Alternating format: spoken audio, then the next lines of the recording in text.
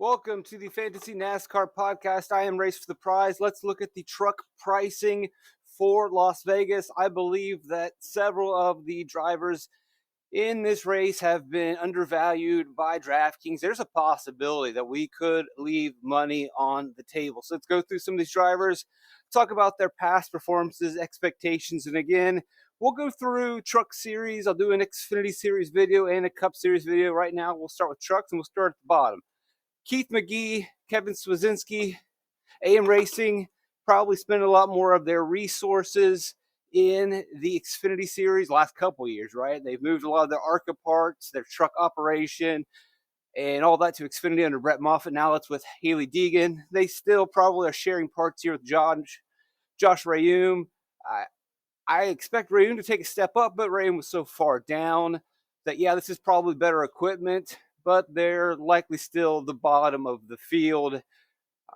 It's just, hey, things got a lot tighter. Either way, I'm not spending too much time on that. Keith McGee, not on board. Now, Mason Massey, I could possibly circle around. Plenty of experience for Massey in the Xfinity series with BJ and Mario Gosselin. I've talked about in previous videos. Randy Young's been in the sport for a while, but he also is moving a lot of resources into the Xfinity series. So, you like Young a lot more when they were mainly a truck operation. They are not so much anymore. And so maybe that's going to result in lower performances from Young. And we have seen Young kind of fall off over the last couple seasons from where they were in 2019, consistently being right around that 20th place spot.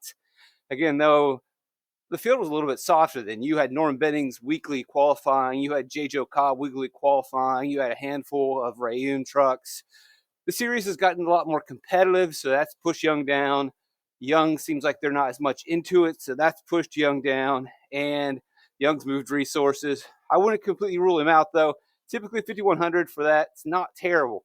Wallace Allen is something worth considering. As I mentioned before, it looks like Rayum is trying to take a step forward. They've brought in some staff. They brought in Wallace Allen. They brought in some parts. Maybe there's something here. We're going to get a real first test here. Allen has finished 20th in 2 Las Vegas races. He did finish 12th last week. This is going to be the first real test. I don't mind going here early while others are going to try to stay away from him because, Wallace Allen's burned people before in better equipment. There's a lot of question marks here.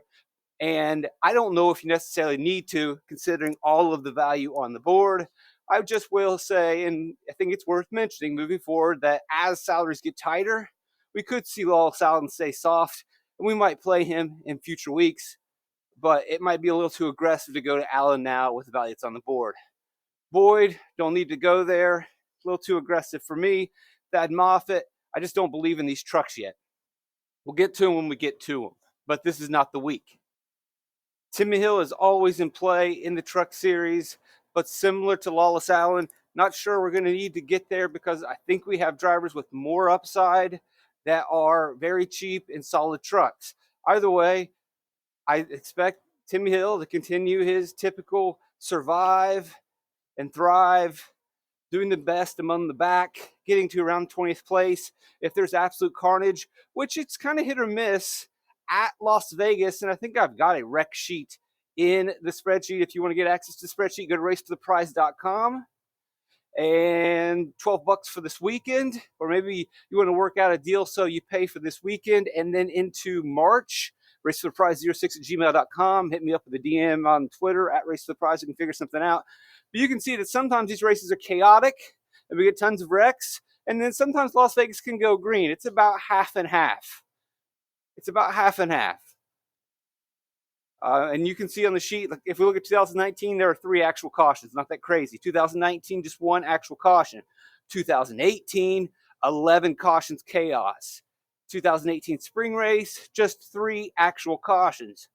2020, only 3 actual cautions in the spring race. Fall race, only 2 actual cautions, not counting the stage race.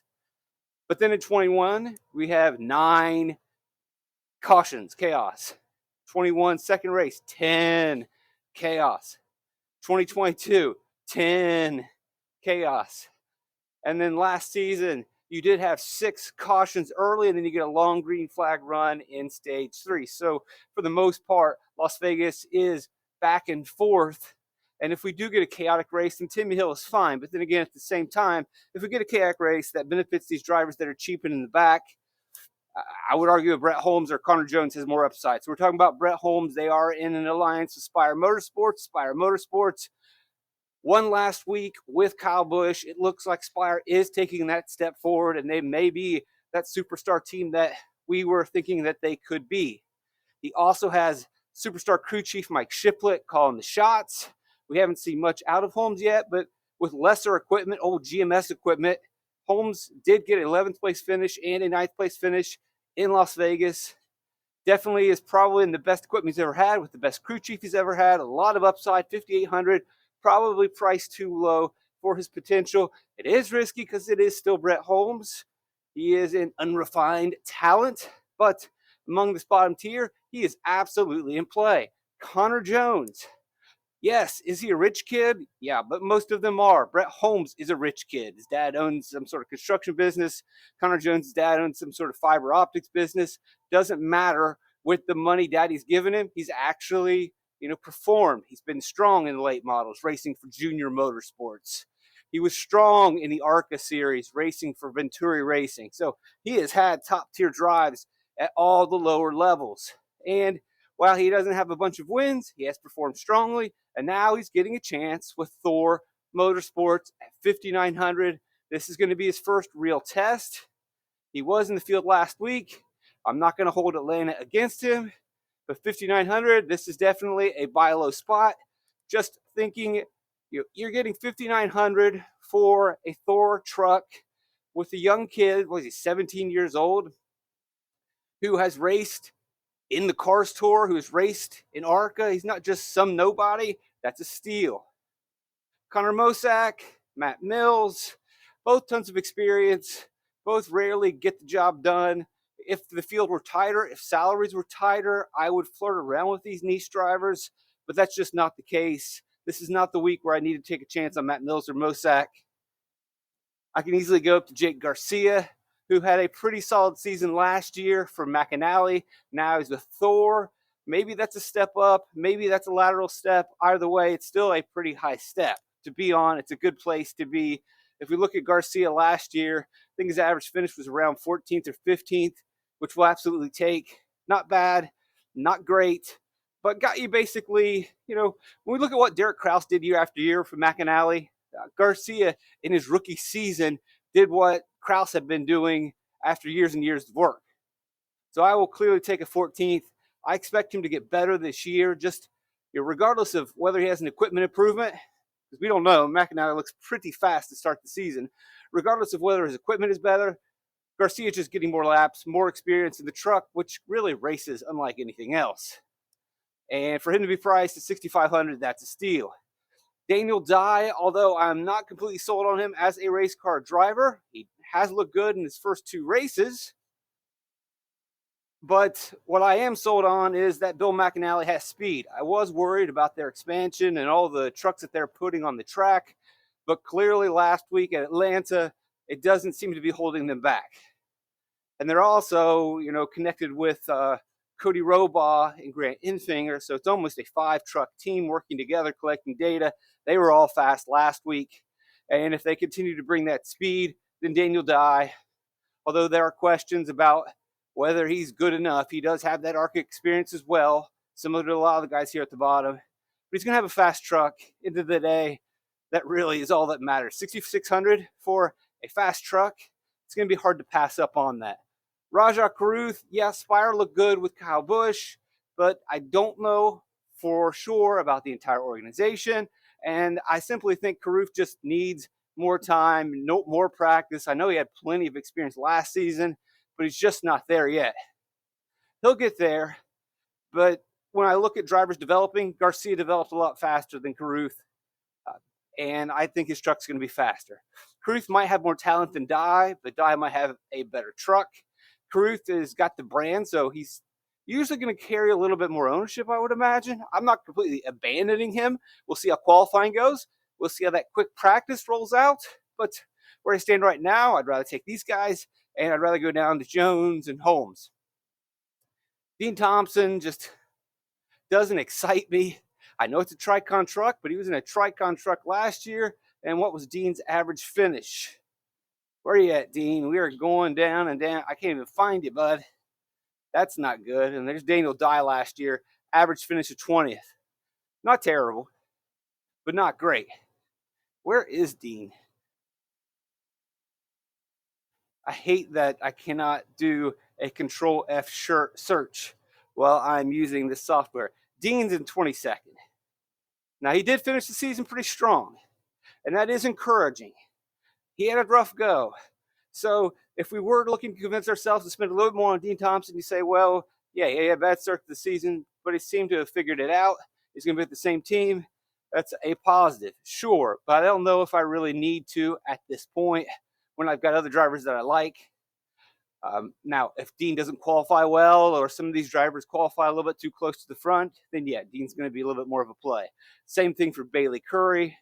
I don't think I need to go there. I like these other drivers in better equipment who may have just as much talent. Tanner Gray, we worry about the upside with Tanner Gray, usually like a 15th place driver, and we're spending more. I think I can get a 15th out of Jake Garcia. I might be able to get a 15th out of Connor Jones at a much cheaper price. Friesen seems pretty underpriced here. I mean, we were spending $9,000 to $10,000 for Friesen a couple years ago. Has he really fallen off that much? You look and see what he's done at Las Vegas. Really solid numbers.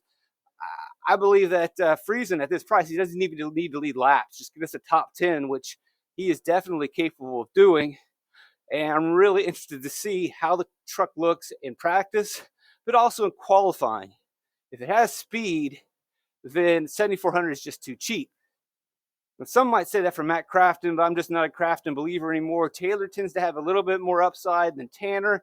I mean, you've got one of the greatest crew chiefs of all time in Jeff Hensley, but your price is getting up there. We'll see where he qualifies. He's definitely going to be on the board. He's going to be that in-between pick, probably gets a little bit overlooked.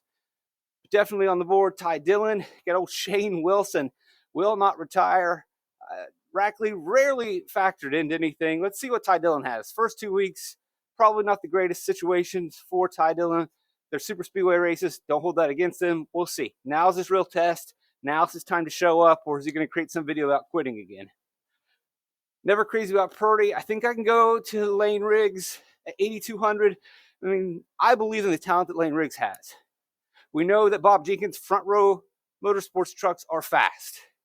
You're basically getting Zane Smith at 8,200. No, like, well, that's a little bit of a stretch. You're right. But the truck that Zane Smith was very successful in, the truck that Todd Gilliland was very successful in at 8,200, I don't think you're going to get this savings very long. Riggs has excelled at every level.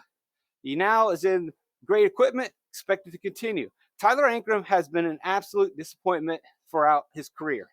Now, in defense of Tyler Ankrum, he may not have had the best equipment. He started out with David Gilliland when Gilliland was, I think, still at Toyota, before he went to Ford, before he went back to Toyota.